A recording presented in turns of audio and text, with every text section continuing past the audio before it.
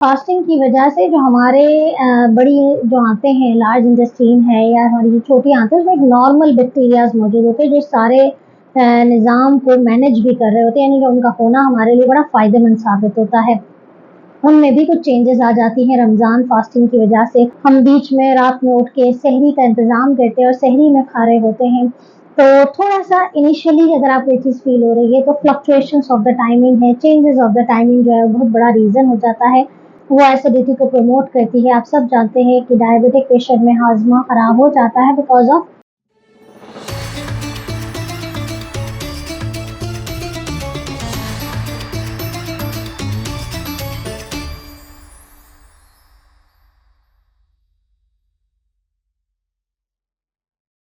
रब इश्रह ली सदरी वयस्सिर ली अमरी वहलुल उक़दतम मिन लिसानी यफ़क़हू क़ौली। अस्सलाम वालेकुम, डॉक्टर सनिया Bashir here, consultant diabetologist and history of diabetes टेलीकेयर। Ramzan के रोज़े जैसे-जैसे आगे बढ़ते जा रहे हैं और आप लोग डायबिटीज़ टेलीकेयर की वीडियोज़ को पसंद कर रहे हैं और उनके इंस्ट्रक्शंस के मुताबिक जो हमारी बनाई गई वीडियोज़ हैं उसके मुताबिक अपने रोज़े को बेहतर से बेहतरीन बना रहे हैं। एक सवाल जो हमें हर साल रमज़ान में बड़ा ही कॉमन क्वेश्चन होता है और ना सिर्फ डायबिटिक पेशेंट की तरफ से आता है बल्कि नॉन डायबिटिक पेशेंट में भी बड़ा कॉमन है कि रमज़ान के महीनों में या रोज़े के दौरान या रोज़े के बाद रमज़ान में कभी भी एसिडिटी की शिकायत, गैसेस की शिकायत, पेट में ब्लॉटिंग होती है, डिस्टेंशन होती है, बड़े कॉमन हो जाते हैं। जैसे-जैसे रोज़े आगे बढ़ते जाते हैं वैसे ये शिकायत भी बड़ी कॉमन होती जाती है।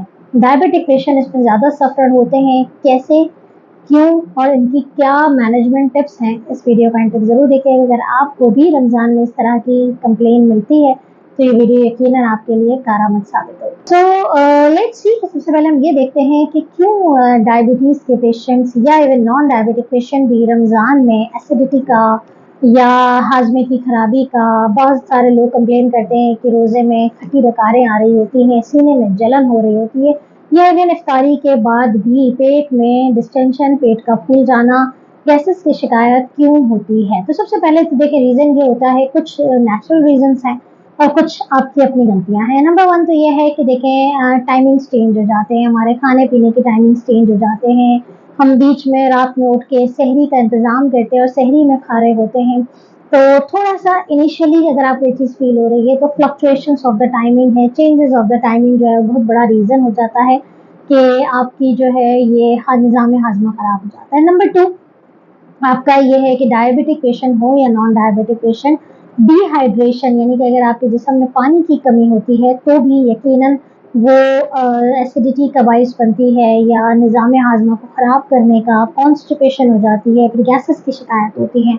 Number 3 fluctuations in the blood sugar level, अगर आपने अपनी शुगर्स को प्रॉपर्ली मैनेज नहीं किया या नज़र नहीं रखी हुई है या डॉक्टर के पास नहीं गए हैं तो fluctuations in the blood sugar itself जो है वो एसिडिटी को प्रमोट करती है। आप सब जानते हैं कि डायबिटिक पेशेंट में हाज़मा ख़राब हो जाता है बिकॉज़ ऑफ कि उनकी शुगर्स बढ़ी हुई रहती है। नंबर 4 पे डायबिटिक पेशेंट में पर्टिकुलरली एक प्रॉब्लम होती है गैस्ट्रोपरेसिस की, यानी कि स्टमक में जो खाना है वो बहुत देर तक पड़ा रहता है, जिसे हम कहते हैं कि गैस्ट्रोपरेसिस है, यानी कि रिड्यूस मोटिलिटी हो जाती है स्टमक से, यानी कि मैदे से छोटी आंत में खाना देर से जाता है, वो ज़्यादा देर तक मैदे में पड़ा रहता है जिसकी वजह से यहाँ पर हेवीनेस होना, एसिडिटी की शिकायत होना या तेज़ाबियत की शिकायत होना बड़ा कॉमन होता है। एक और बड़ा रीज़न कि फास्टिंग की वजह से जो हमारे बड़ी जो आंतें हैं, लार्ज इंटेस्टाइन है या हमारी जो छोटी आंतें हैं, उसमें एक नॉर्मल बैक्टीरियाज मौजूद होते हैं जो सारे निज़ाम को मैनेज भी कर रहे होते हैं, यानी कि उनका होना हमारे लिए बड़ा फ़ायदेमंद साबित होता है। उनमें भी कुछ चेंजेस आ जाती हैं रमज़ान फास्टिंग की वजह से, खाने-पीने के टाइमिंग के हवाले से और कुछ हमारी खाने-पीने की जो गलतियाँ हैं जिसको मैं नेक्स्ट पॉइंट में डिस्कस करने लगी हूँ, तो वो चीज़ जो है वो चेंजेस होने की वजह से गैस की प्रोडक्शन ज़्यादा होना, पेट का जो है वो फूलना, उसमें ब्लॉटिंग होना, ये चीज़ें बड़ी ही कॉमन होती हैं और जिसकी वजह से कॉन्स्टिपेशन का होना, तो ये फास्टिंग के कुछ इफ़ेक्ट्स होते हैं। इसके बाद last but not the least हमारी अपनी की गई गलतियाँ, यानी कि रोज़े में जो है वो तली हुई ग़िज़ाओं का इस्तेमाल बहुत ज़्यादा करना, प्रोसेस्ड फूड का इस्तेमाल ज़्यादा करना या सहरी में ओवरलोडेड होके खाना कि अभी खा लो उसके बाद तो 15 घंटे तक कुछ खाने को नहीं मिलेगा। तो बहुत सारी हमारे पास वेरिएशंस हैं लोगों की, ऐसा नहीं है कि सब ये करते हैं, लेकिन कुछ लोगों में अगर जिसमें ये सिम्पटम ज़्यादा प्रोवोक करते हैं तो उनको अपने खाने-पीने पे ज़रूर नज़र दौड़ानी चाहिए कि कोई ऐसी चीज़ तो नहीं जा रही है। तो ये तो हो गई बातें कि वजूहात क्या बनती है। अब देखते हैं कि टिप्स क्या हैं, किस तरीके से अगर आपको एसिडिटी हो रही है तो अब इसका हल क्या है। कर तो ली गलतियाँ, लेकिन अब इसका हल क्या है तो इसको ज़रूर देखें। इससे पहले कि मैं आगे बढ़ूँ कि कौन सी टिप्स जो है वो अहमियत का हामिल रखते हैं, एक और बहुत इंपॉर्टेंट चीज़ है कि आपका अपना स्ट्रेस लेवल रमज़ान में ऐसा नहीं हो कि आप ज़बरदस्ती या जबरन रोज़ा रख रहे हैं, या आप अपने पैटर्न को जो है वो खुद से मैनेज नहीं कर पा रहे, जिसकी वजह से एक मेंटल स्ट्रेस जो है वो आपके अंदर मौजूद है। That can be a cause of acidity during Ramzan. तो देखते हैं कि क्या क्या टिप्स हैं। नंबर 1, आपने पानी का इस्तेमाल से इफ्तारी से सहरी तक बहुत अच्छा रखना है ताकि आपको डिहाइड्रेशन ना हो। नंबर 2, सहरी में बैलेंस डाइट लेके खाना है, कोई बहुत ज़्यादा प्रोसेस मील नहीं खाना, कोई ऐसी चीज़ नहीं खानी जिससे शुगर्स बढ़ती हो, खजला फेनी, इन तमाम चीज़ों का इस्तेमाल नहीं करना। दही का इंटेक अच्छा रखना है। आप चपाती का इस्तेमाल एक से ज़्यादा नहीं होगा, चाहे तो एक आध फ्रेश फ्रूट लेके खा लें। कोई बहुत ज़्यादा मसाले वाली या मुरग्गन ग़िज़ाओं का इस्तेमाल सहरी में ना किया जाए। हल्की-फुल्की सहरी लेकिन बैलेंस पोर्शंस के साथ सहरी की जाए, जिसमें आपको चपाती भी मिले, जिसमें आपको प्रोटीन भी मिले, अंडा या सालन या कबाब की फॉर्म में, लेकिन वो सालन बहुत लाइट हो, तेल वाला या मिर्चों वाला सालन ना हो। साथ में आप दही का इंटेक करें। ये वो तमाम चीज़ें हैं जो आपके रोज़े में आपको एसिडिटी और गैसेस कंडीशन से बचाती हैं। सहरी में आपका ये हो गया। इफ्तारी में आपने किसी भी प्रोसेस फूड से बचना है, कोई प्रोसेस फूड नहीं लेने। फ्रूट्स जो है बिल्कुल आपने फ्रेश इस्तेमाल करने, फ्रेश वेजिटेबल इस्तेमाल करें, पानी का इस्तेमाल रखें, लस्सी का इस्तेमाल रखें।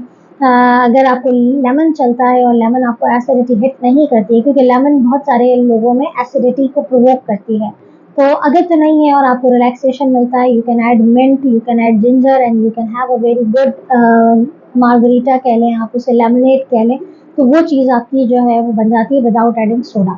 तो फ्रेश चीज़ों का इस्तेमाल करें और वक्फे से खाना है। वक्फे से खाना है, बहुत सारा एक टाइम पे इफ्तार नहीं करनी है। टेक समथिंग, नमाज अदा करें, फिर उसके बाद कुछ लेके खाएं। तो स्मॉल मील्स आपको एसिडिटी से बचाती हैं।